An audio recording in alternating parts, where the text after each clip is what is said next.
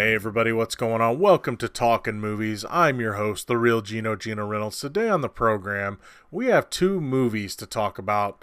And here's the deal. The first movie I don't really want to talk about, but I'm going to anyway because I saw it. Because I just really want to talk about the second one. So here we go. The first movie we're going to be talking about is Action Pointless, starring Johnny Knoxville of Jackass fame. And I'm going to warn you, I'm just going to spoil this one. If you really don't know what this movie's going to be, well, you know what this movie was going to be. So here we go. The former owner of an amusement park tells his granddaughter the story of its rise to fame and its downfall in hilarious fashion. Look, here's the deal. I was a huge fan of Jackass. I grew up with that stuff. I was younger when it was new. I loved the spontaneity of it. I loved how crazy it was. I appreciate the hell out of stuntmen. And they were taking stunts and doing really ridiculous things, and it was funny.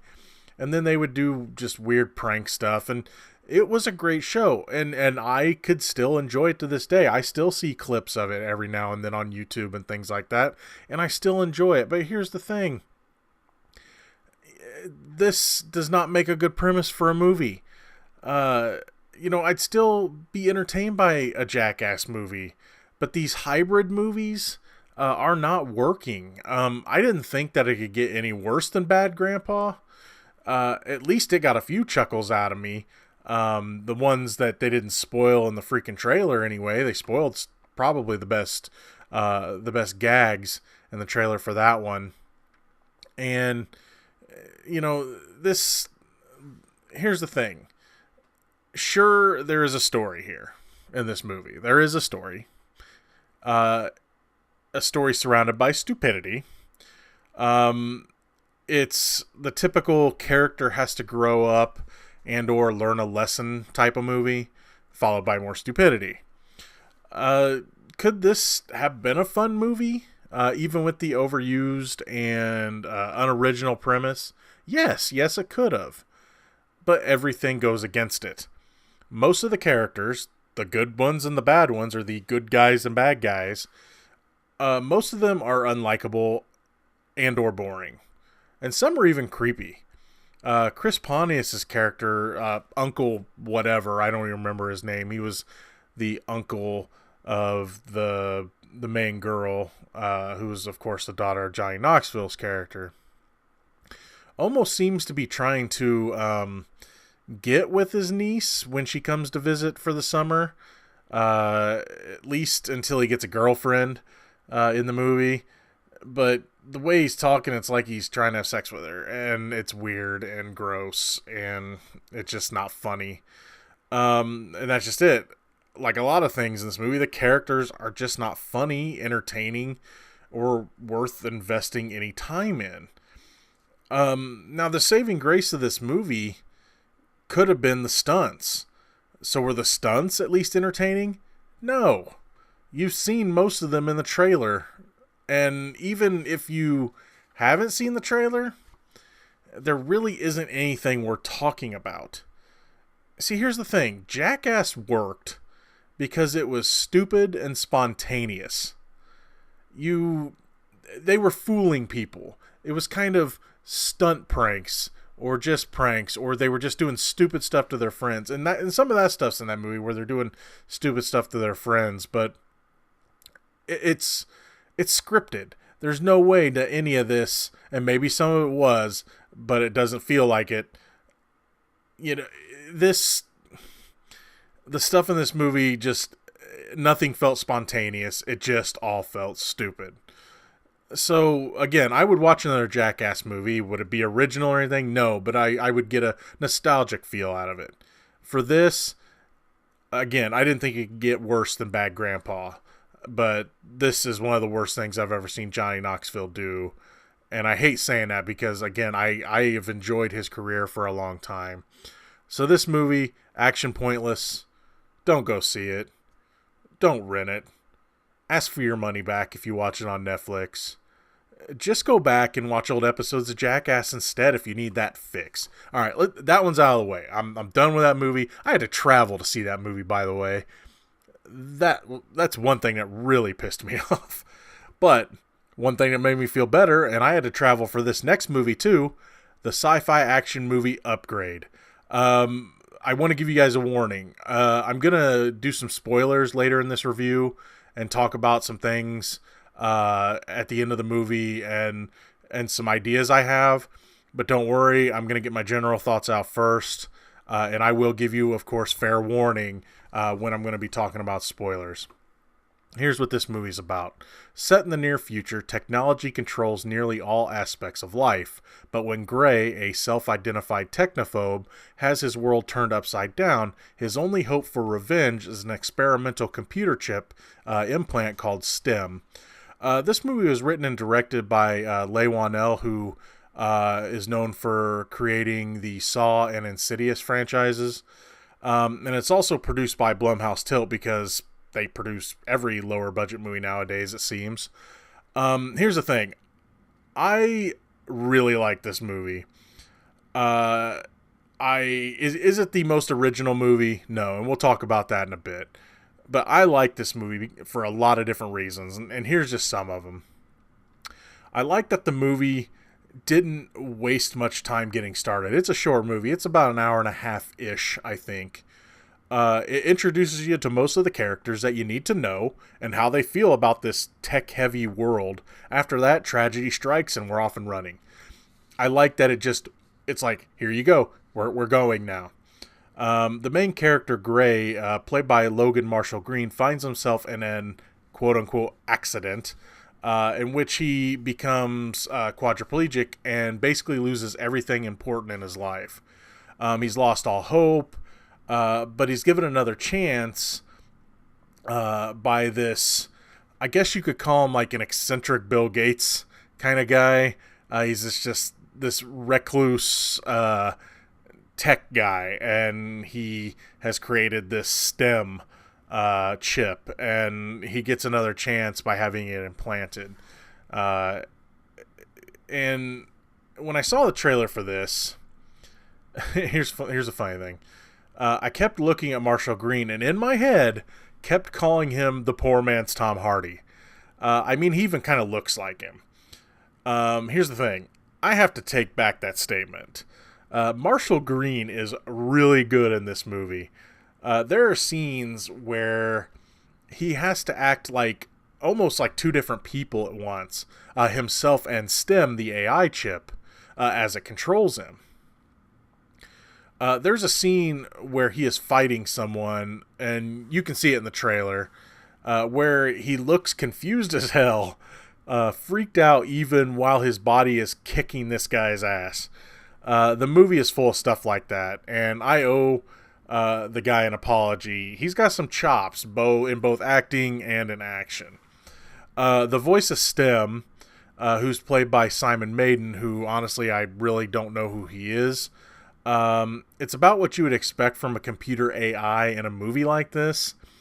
Its voice is calming and reassuring to our main character, but there's also scenes where the voice has to reflect fear because it's not capable of all the things that it thinks it is. There's times where it basically tells Gray, I don't need you, and then all of a sudden there's scenes where it's like, you need to do something. Like they have to rely on each other, and those scenes really work. And Simon Maiden does this with just the sound of his voice, and he does a really good job. Betty Gabriel, who is the maid / grandma, the one that, you know, the no crying kind of scene in Get Out, plays the typical quote unquote good cop. You know, the one that's she knows there's something wrong, and she's like the one good cop, and you know what I'm talking about, that stereotypical good cop. But she does a good job at it. I would have liked to see more of her. But then again, this movie, like I said, it's not very long, and they have to focus on Gray and STEM. So that's okay. With what they give her, with what this movie is, she does a good job. The main villain, Fisk, played by Benedict Hardy, is pretty entertaining. I thought he was pretty creepy, but part of me wishes the movie and the story would have given a little more time to develop his character. I would have liked to have seen him a few more scenes with him to kind of get to know how unstable he is. I would love to see them develop his character a little more. He does get to have some pretty cool scenes, though, that I won't spoil here. Yeah, I'm not going to say anything. He just doesn't seem very imposing, but he does some cool stuff. It's like, all right, that guy's cool. He makes a cool bad guy. Again, while this movie does not have a totally original story or concept, I mean, trust me, it borrows a lot from other movies. The style that this movie has carries it all the way through. Here's how I've been describing this movie to my friends. I keep telling them it's like Ex Machina and Hardcore Henry had a third-person baby that kicked your ass over and over again. That's how I describe this movie. In describing the world of this movie, the world is not yet, say, bleak like a Blade Runner, nor is it overly optimistic like a Demolition Man. But you can see that it will eventually slide towards the former. I might compare parts of this movie to something like Strange Days. Just some of the city scenes were kind of reminding me of that movie. The action of this movie is the real treat of it. I won't say too much of what happens, but I will say that the movie uses a blend of cool fighting, both hand to hand and gunplay, strange camera movements and twists and atmosphere to keep all the action interesting and exciting. When action's happening, it's a lot of fun to watch. So that's my real final thoughts before I get into spoiler territory. So just be warned, here in a second I'm going to be talking about lots of spoilers. If you dig sci-fi and action, this is one to check out. That is, if you can find it. Again, I had to travel to see it, but this is one of those movies that after I did so and watched it, I'm glad I did. I don't know if it'll be my favorite movie of the year, but it's definitely going to be one of my favorite movies of the year. So again, I'm about to jump into spoiler territory. If you have seen the trailer or haven't seen the trailer, if you like action, if you like sci-fi, you will probably really enjoy Upgrade. All right, so here we go. Spoiler territory. Are you still with me? Okay, here we go. You've been warned. I'm going to be talking about all the twists and turns of this movie, especially the ending. So here we go. I really wasn't surprised when Stem ended up being the real villain of the movie. Being that, like a lot of you, I've seen pretty much every other movie involving a learning AI.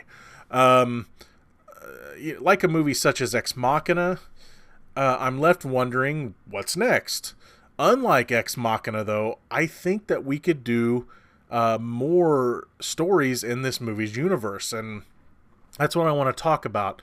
I have an idea for a plausible plot for the sequel, but first I want to talk about the ending itself. At the end of the movie, I can't talk about the sequel without setting up the ending. So, at the end of the movie, Gray is left with his mind broken. He's lost in an imaginary world that Stem has created for him, so he can control Gray's body. He leaves him in this mind state where he thinks he just had a car accident and his wife's there, and everything. He's just been in the hospital for a few days, and now everything's hunky-dory. I really like the ending, even though I had a hunch it was coming. What I'd like to see if they do another one of these is for Gray's world that he's trapped in to start to get weird. I'd like to see things start not making sense in his what he thinks is his real world, which leads him to try to escape from Stem's control. I could see in this world, in his mind, he'd be able to do the things action-wise from the first movie in this world. I'd love to see him have to fight against his wife in his own mind, maybe as the last fight against Stem at the end, because, of course, Stem would use something he cares about against him. But then he'd eventually escape and be in control of Stem for now. That's what I'd like to see out of the sequel. And here's the thing. I think this would be a plausible plot for the sequel, because in this movie, in Upgrade, there were scenes in the movie where he was fighting for control of his body against Stem. And sometimes, he was able to resist a few times, and, other times not. And I think by having him fight against Stem in Stem's world and win would make an even bigger case for the argument that the first movie was trying to make. That there are things that humans can do that machines can't, or things that humans are better at than machines. And the big thing that they can do that machines can't is have the willpower to overcome even the worst of situations. Don't doubt the human spirit or something like that. So that's what I'd like to see out of a sequel. I could see them doing 3 movies, especially if they keep them lower budget. This movie didn't have a ton of special effects. It had some cool effects, but you could tell that, it wasn't some big budget Hollywood movie.